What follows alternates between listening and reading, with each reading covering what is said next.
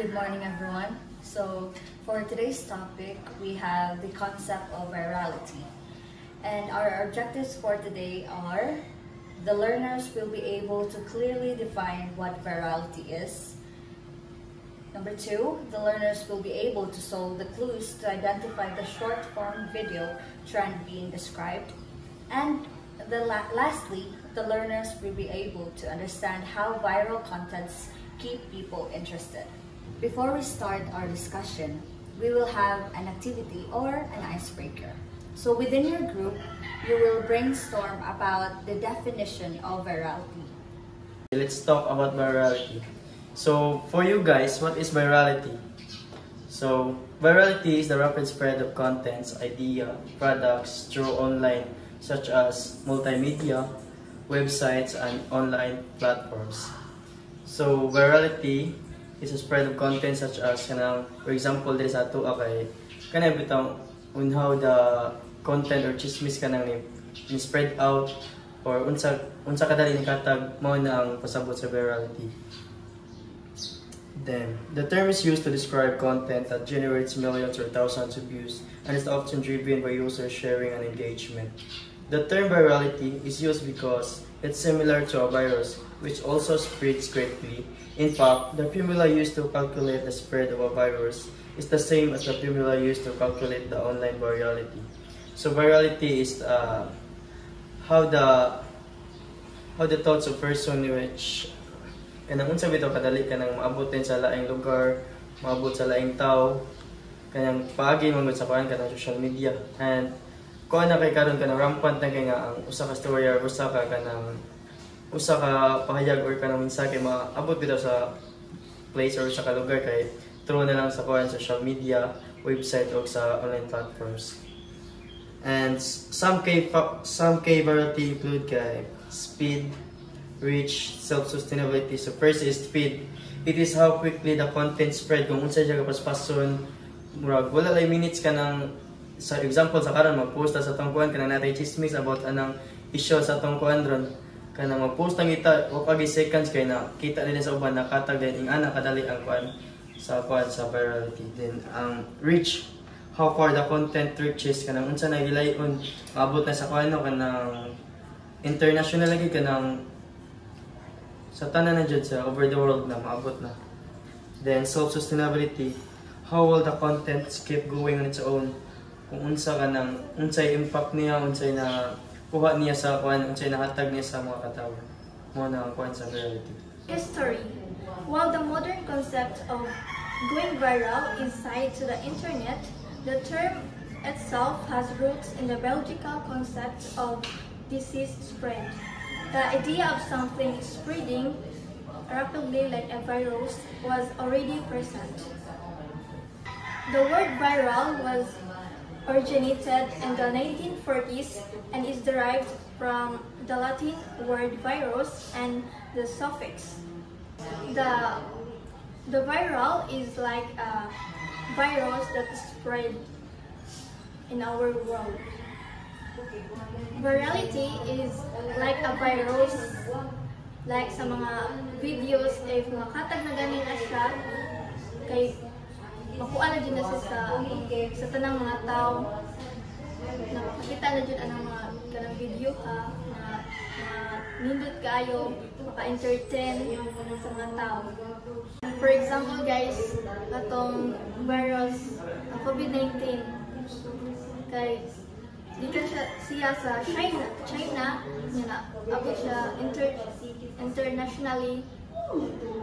Then same na siya sa video kanang tan-aw ta sa TikTok. Mainganyo ta sa video na atong gitan-aw na magsusuon ta.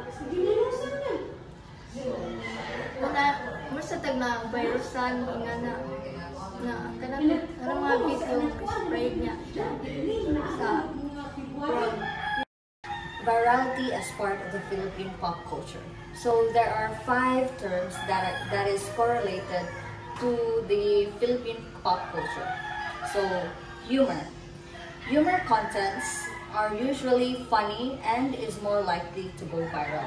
So Filipinos love funny contents. So even if it is harmful or kanang sakit sa uban pero ilahi mo ang funny. So that is one of the part of being or going viral in the Philippines. So, and the next is relevance. Relevant contents is usually experiences or interests that is relevant to Filipinos. So, one of the interests of Filipinos nowadays are makeups, cooking, mga pangbukid na lifestyle. So, in that way, ma-showcase sa people ang mga makeup na ilang gi-use, ang foods na ilahang gi-cook, and kanang ilang lifestyle in the province. And creativity. These are content that is creative and original. So, one of the contents na ma-viral jud pod sa Philippine pop culture are usually the ones that are creative. Kanang palaya sa uban nga kanang maghimog balay sa bukid from scratch jud ba, so maghimo silang balay. So mana. And emotional resonance. These are contents that evoke strong emotions.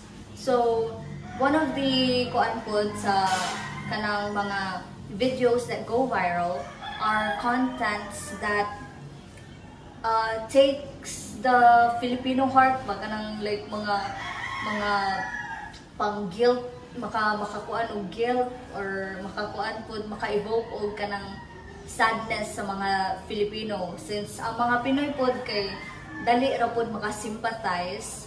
In that way makuan pud siya, ma-spread pud siya, like for example ang kanang naay picture nga na viral tungod kay ang iro murag kahilakon na ngayo og food. So in that way na spread siya, nahimo siyang viral kay naluoy pud ang mga tao sa iro. And the next is community. Contents that is shared and discussed within online communities.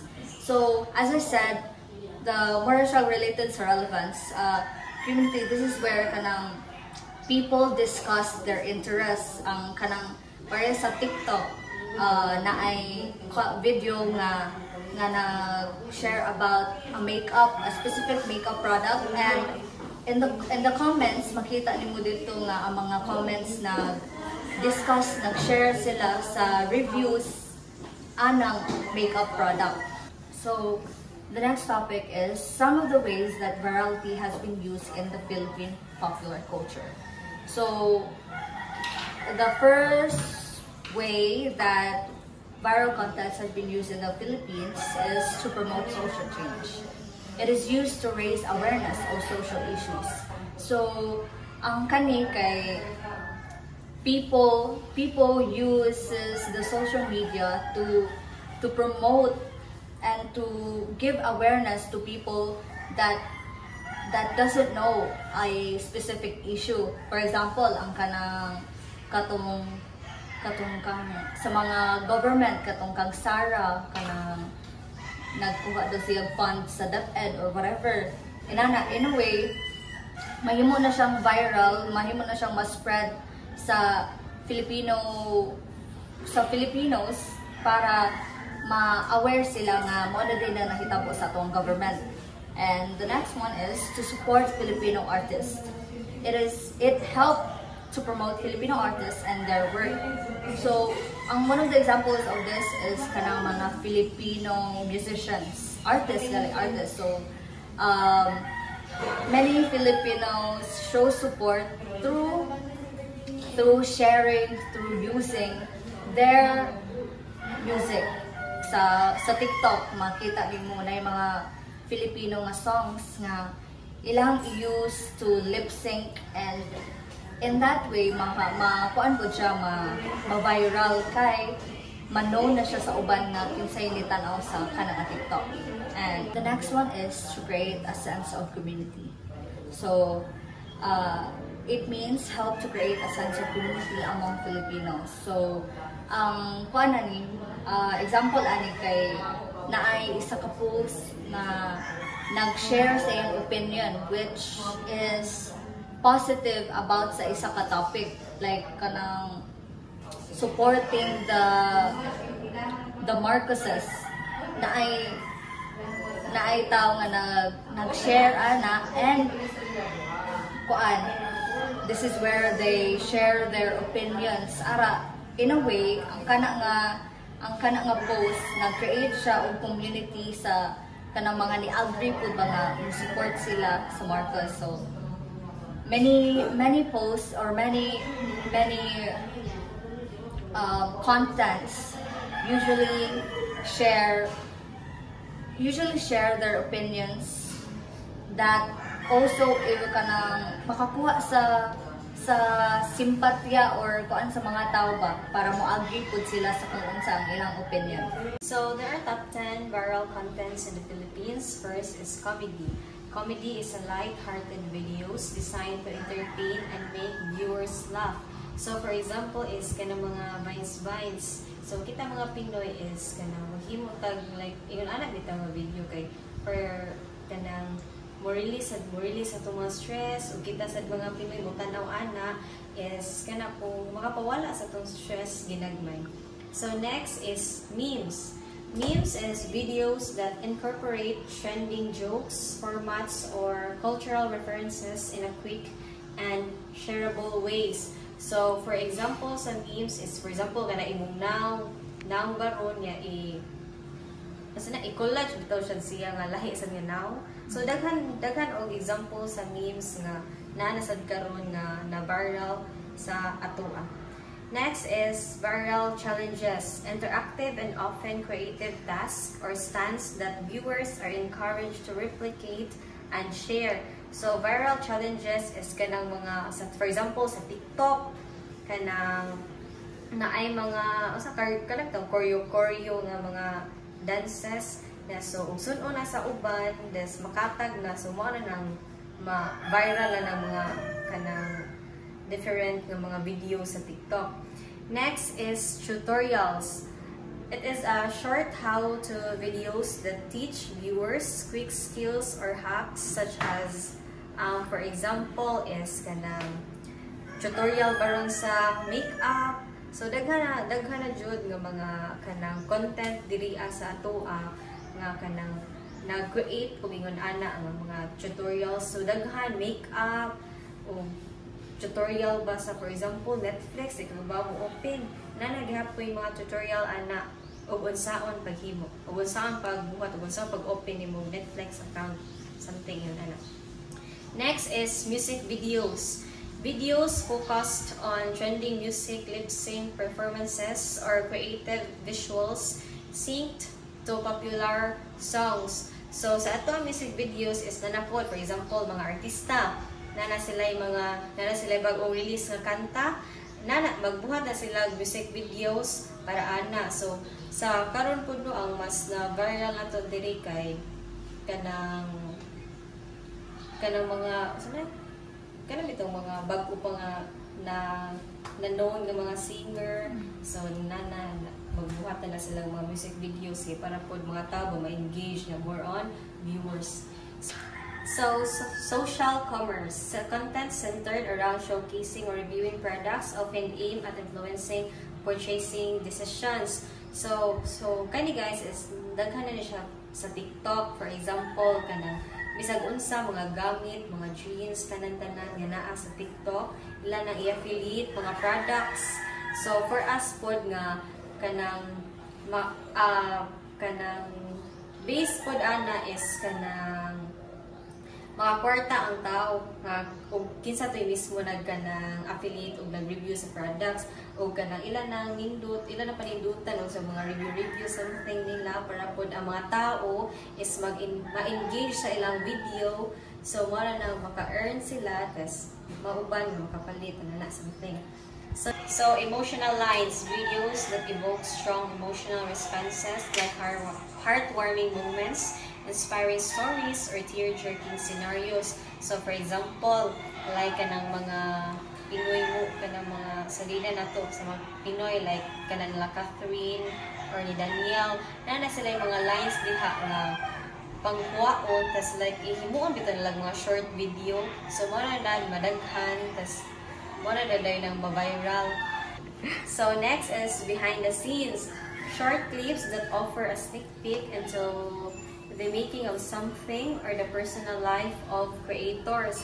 So for example is ikaw nagpa-photoshoot ba ka 18th birthday or debut. So behind the scene ana is kanang gagmay ra mga clip pa jud nga nahitabo within the day nga ana nga photoshoot. So mana siya yung mga behind the scene.